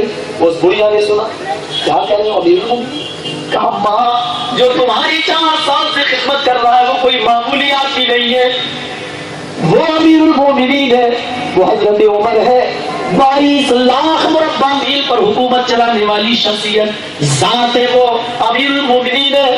وہ کلیجہ پکڑ کے بیٹھ گئی، امیر المومنین اور میری غلاظت کو صاف کرنا، امیر المومنین اور مجھے کھانا پکا کر کھلانا، امیر المومنین اور میرے منہ میں اپنا لقمہ ڈالنا۔ حضرت طفیل نکلے، بھاگتے ہوئے دوڑتے ہوئے دربار خلافت کی طرف جا رہے ہیں، حضرت عمر فاروق کے گھر کی طرف جا رہے ہیں۔ کیا دیکھتے ہیں حضرت عمر فاروق تہجد کی نماز پڑھ کے فارغ ہو چکے ہیں، اپنے دونوں ہاتھوں کو اپنے رب کی طرف بلند کیے ہوئے یہ دعا زور زور سے مانگ رہے ہیں، ربنا اصرف عنا عذاب جہنم ان عذابها کان غراما۔ اے اللہ جہنم کا عذاب تو ہم سے ہٹا لے، جہنم کا عذاب برداشت کرنے کی طاقت ہم میں نہیں ہے، جہنم کا عذاب ہم سے پھیر دے، ہم جہنم کا عذاب برداشت نہیں کر سکتے۔ پیچھے سے حضرت طفیل نے کہا رات میں اندھی عورتوں کی غلاظت صاف کرنے والا، کوڑی اور لنگڑی عورت کو کھانا پکا کے کھلانے والا، اے امیر المومنین اگر ایسا آدمی جہنم میں چلا گیا تو مجھے نہیں معلوم کہ پھر جنت میں کون جائے گا، پھر مجھے نہیں معلوم کہ جنت میں کون داخل ہوگا۔ حضرت عمر نے پیچھے مڑ کے دیکھا، پھر آسمان پہ نظریں ڈالی اور کہا اللہ آج میرا راز فاش ہو گیا، آج میری نیکی فاش ہو گئی، آج میری نیکی ظاہر ہو گئی۔ اے اللہ یہ کام میں نے تجھے خوش کرنے کے لیے کیا، تیری رضامندی کے لیے کیا، اے اللہ اس کو ریاض نمود میں نہ لکھ دینا، اس کو دکھاوے میں نہ لکھ دینا۔ NMC کے لوگوں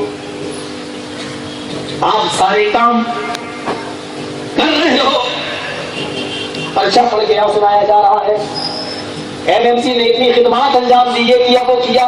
میں یہ تو نہیں کہہ رہا ہوں کہ یہ چیزیں ناجائز ہیں، جائز ہیں آپ کہہ سکتے ہیں، لیکن مجھے خوشی اس وقت ہوگی جب یہ ساری باتیں بھی اسٹیج پر نہ کہی جائیں۔ آپ یہ سارے کام اللہ کے لیے کر رہے ہو، اللہ کے لیے کرتے رہو، لوگ کہہ رہے تو تم اپنا کام کرتے رہو۔ میرے بھائیوں اگر ایک بندہ بھی تمہاری ذات سے خوش ہو گیا اور تمہارے کام سے خوش ہو گیا اور اللہ رب العالمین بس بخشنے کے لیے اس کو پانا چاہیے۔ میرے پیارے ساتھیوں اللہ کے لیے کام کریے، اور جو لوگ روڑا بن رہے ہیں ان کے لیے دعا کریے کہ اللہ تعالیٰ ان کو بھی دین کی سچی سمجھ عطا فرمائے، اور ہم کو بھی دعا مانگنا چاہیے کہ ہمارے پاس اگر غلطی ہے، ہمارے اندر غلطی ہے تو اللہ ہمیں بھی اپنی غلطی کی اصلاح کرنے کی توفیق عطا فرما۔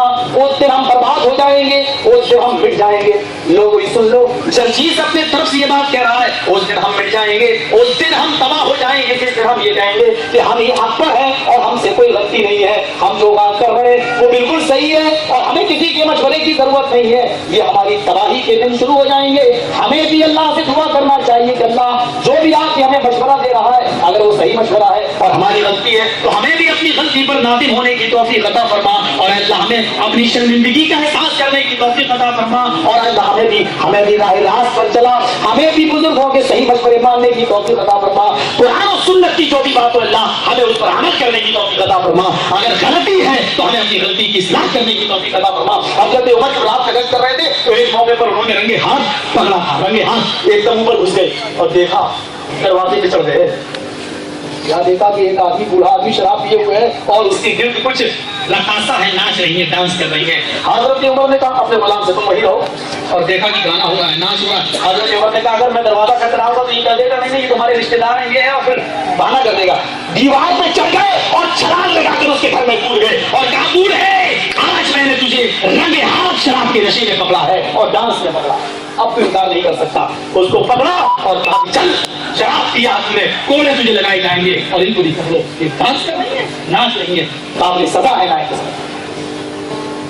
اس بوڑھے نے کیا کہا ہم تو معمولی ملا مولوی ہیں اور ہماری عمارت ویسی عمارت تھوڑی ہے جو اسلامی عمارت ہوتی ہے، جو چور کے ہاتھ کاٹتی ہے اور زانی کو سنسار کرتی ہے، یہ تھوڑی ہے، یہ تو وہ عمارت ہے جو لڑے جا رہے ہیں اس کے لیے، ہمیں نہیں بناؤ، وہ کہتا ہمیں بناؤ، وہ کہتا ہمیں بناؤ، وہ کہتا ہمیں بناؤ، اور اللہ کے رسول فرماتے ہیں جو یہ کہے کہ ہمیں بناؤ اس کو سب سے پہلے نکالو۔ امیری کے لیے یہ تو کوئی امیری ہے، اور اس کے لیے وہ تعینیں کی جاتی ہیں کہ ویسی اتباع کرو جیسے صحابہ کرام امیر المومنین کی کرتے تھے۔ یہ وہی عمارت ہے، وہی عمارت ہے۔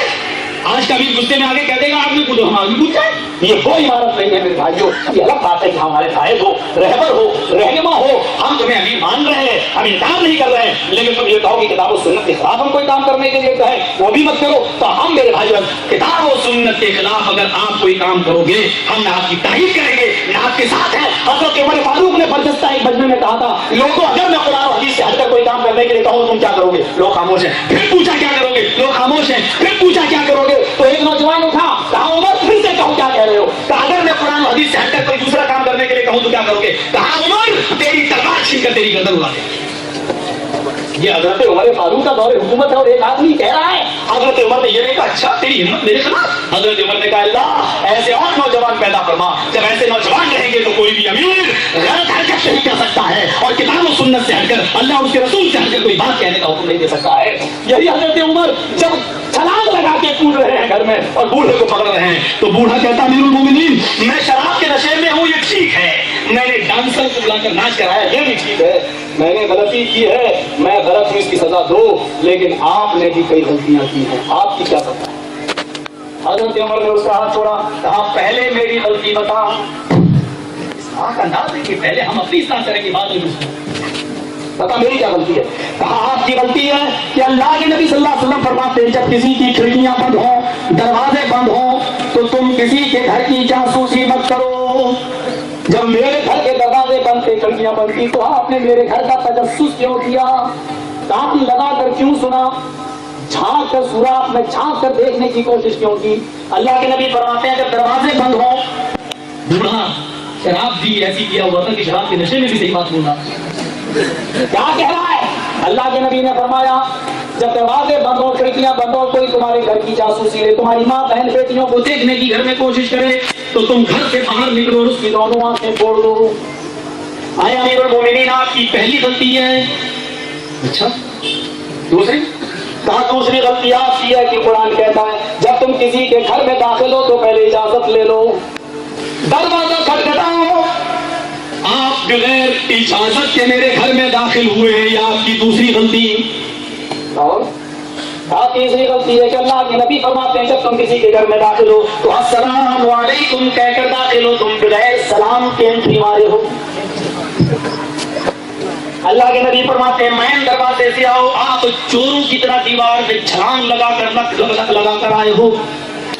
हजरत उमर कहते हैं बूढ़े अल्लाह तुझे जज़ाए खैर दे, मैं अपनी इस्लाह करूंगा उसके बाद मैं तुमसे निपटूंगा, जाओ मैंने तुम्हें छोड़ दिया।